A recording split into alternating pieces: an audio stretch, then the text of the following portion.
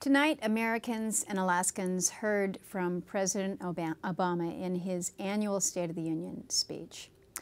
I will admit to you that there were aspects of his address that I was pleasantly surprised at. I had assumed that there would be more of a campaign tone, a campaign pitch to it, but I think he took a very pointed effort to make sure that he was spelling out what he hoped to see in this next year. Some somewhat aggressive proposals, some that are probably not realistic proposals, but I think it was important that he lay forth a vision. There were some missed opportunities, though, I will tell you that. The number one issue that we are dealing with as a nation is the fact that we are facing a $16 trillion debt. Just on Thursday of this week, the Senate will be voting on an effort to raise the debt limit to allow total spending to the tune of $16.3 trillion. The President really failed, in my opinion, to address how we're going to deal with this burdensome debt and what it means to us as a nation and our economy and the success of us as a people. He kind of fell back on tax the wealthy, tax the millionaires, but really didn't speak to any of the other very difficult issues that we as a Congress and as the executive need to deal with.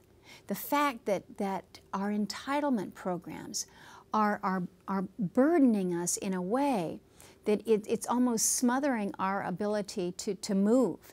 There was really no mention of that. It seems that his way out of a $16 trillion debt is to increase taxes. I don't think, particularly at a time of record high unemployment, we can afford to tax our way out of this. It's just not a realistic proposal. We talked about jobs. I support the President when he says that we need to consolidate the job training programs and focus on making sure that Americans have the skills. But remember, if there are no jobs to go to, the best training program, the most efficient training programs are not going to help us. We know full well, in Alaska we've got a wonderful pipeline training facility up in Fairbanks. But we need to have the pipeline first before we can really move people into an effective training program. So when we talk about the jobs, it's just not making sure that people are trained for them. We've got to have those economic opportunities for us. And I think many Americans were hoping tonight to hear a little bit more about that job creation part. It was just last week that the President chose to put the kibosh, if you will, on the Keystone Pipeline project, a project that could not only help with North American energy independence, but could deliver potentially tens of thousands of good-paying, high-paying jobs to this country. And he decided to take the easy way out on that and say, no, we're not ready for it, not ready even after 3 years of review on that project. So I think there was clearly a missed opportunity there. Now, on the energy side, I will tell you, I was pleasantly pleased that this year he devoted well over a page or so, maybe a page and a half of his comments to energy. Last year, if you'll recall in his address, there was just a very small mention of energy. I was very reserved in my overt applause and actions. Certainly respectful of the President and the comments that he made, but I wasn't up and down every minute and a half with his comments. But I did rise to my feet when he said that this nation needs a comprehensive energy plan. It's something that I have supported since day one, and I believe very, very strongly that we must do more for all aspects of energy, whether it's the conservation and efficiency, the renewables, or our fossil fuels. It was somewhat interesting. He left the suggestion that, that he is responsible, his administration is responsible for the increased production that we're seeing in this nation right now when it comes to oil and natural gas. And in fact, that is a clear result of new technologies that have come online, quite honestly, policies that came into being long before this president came into office that we are just now seeing the benefits of. And it's also activities that are happening not on federal lands, but on state and private lands. That's where we're seeing the big boom in North Dakota. So it was somewhat interesting that he appeared to be taking credit for progress in an area that he has been very hesitant to advance or to talk up or to promote. He was very high on natural gas in terms of his support for it.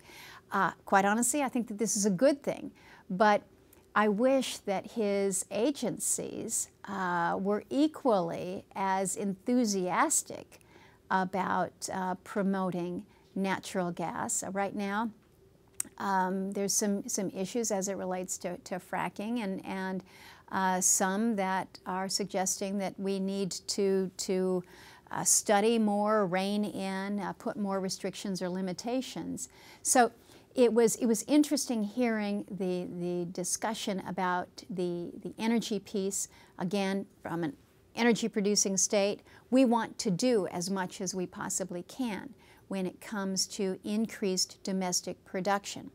Unfortunately, it seems that the enemy of late has been within the administration. So what we heard tonight was encouraging. What I would like to see is that translated into greater action, greater support that really brings about greater energy independence and more jobs for this country. I thought the President was very strong in his closing, in reminding us as a Congress and as a country that we need to be working together. This is important. And he spoke to the issue of trust, and I think that that is something that we have lost some of that trust.